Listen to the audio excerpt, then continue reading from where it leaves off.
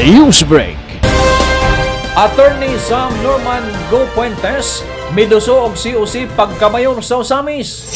Si Attorney Sam Norman Go Puentes ang kasamtangang City Administrator sa Osamis mao'y pinal nga standard bearer sa Sinso team sa city level.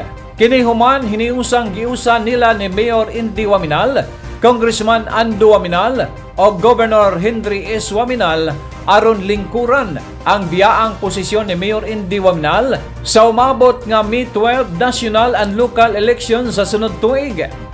Ang pagduso sa COC o Certificate of Candidacy ni Attorney Sam Norman Go Puentes personal gayong gikuyugan nila ni Mayor Indy Waminal o Congressman Ando Waminal kauban ang kompletong set sa incumbent nga mga city councilors nga subli usab nga mokandidato isip miyembro sa konseho.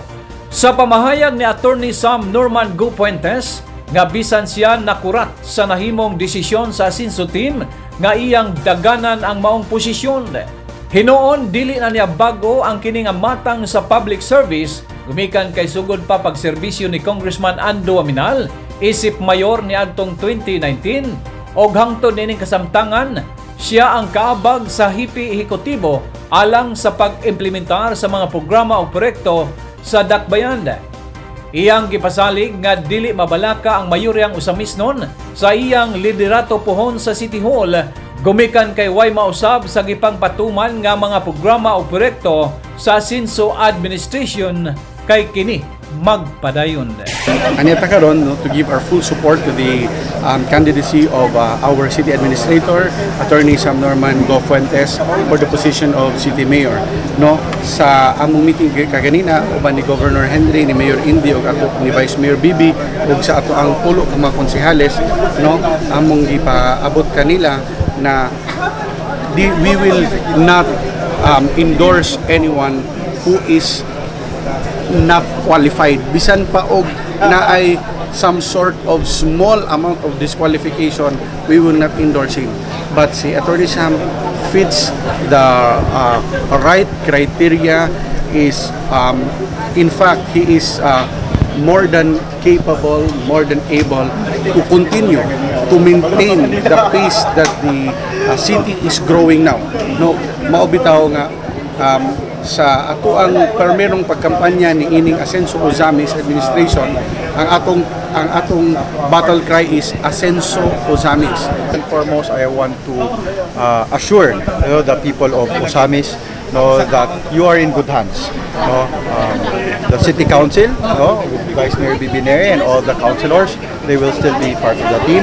They will just be working hard, provide appropriate legislative measures para sa ato ang syudad, and they will have a strong partner and equally capable mayor and manning the executive department, in the form of our city administrator now, who will be vying, who will be taking up the helm as mayor of the city. So they have the right ability, they have the right kakugi, so walay ikabalaka dapat ang mga Osamismo.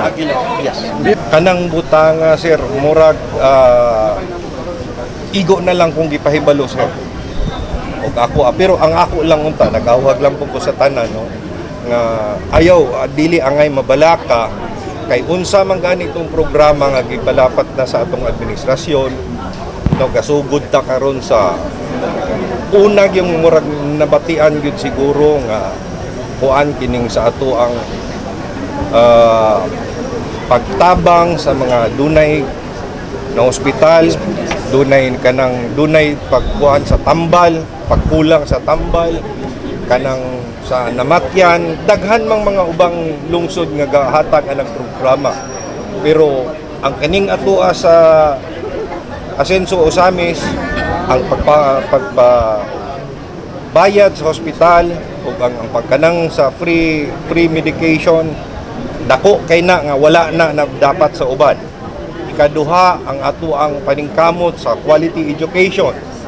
Nahibalo man siguro pod mo sa public schools nato gahatag naman tag mga mga tablets para sa hasta pod sa atong mga maestra.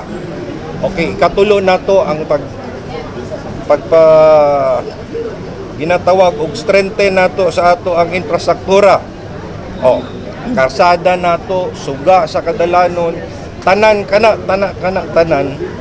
Then pinaka-importante nga dili angay nato kalimtan, no, naapay butang sa peace, stable and security within the city.